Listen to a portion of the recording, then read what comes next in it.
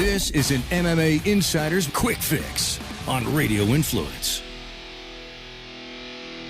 I don't think many people would argue that this is likely the toughest anti-doping policy in sports, but as I always note, Dave, it's easy to be the toughest when it's not collectively bargained.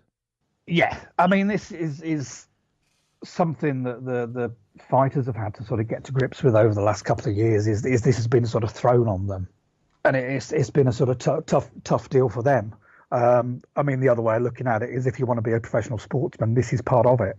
It is. It's definitely a part of it. But the thing, and my issue with the program from the start was the fact of, the fighters did not have any say in it. I can't tell you how many fighters have told me, either in interviews or privately, of, why are these guys knocking on my door at 6 a.m. and then I go to my gym at 10 a.m. and they're there.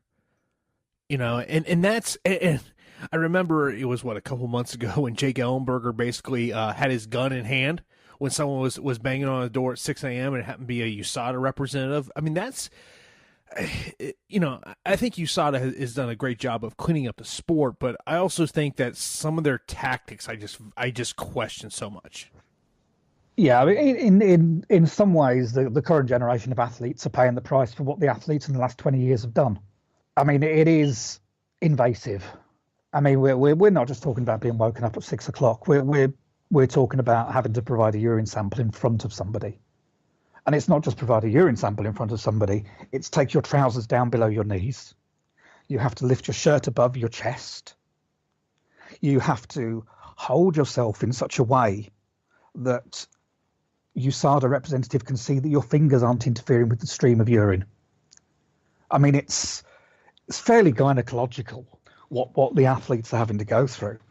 But unfortunately, they're paying the price for, we could say the last 10 or 20 years, but we could say the last 100 years of sport, where people have been doping and effectively cheating for the last 100 years. And I mean, the ones who get sort of not punished, but the ones who have to go through the most inconvenience through this now are the clean athletes who have to go sort of through this process of very personal, intimate situations with somebody they barely know. So, yeah, I mean, I've got a huge amount of sympathies for the fighters and what they've had to go through over the last 18 months. The MMA Insiders can be found on iTunes, Stitcher, and RadioInfluence.com.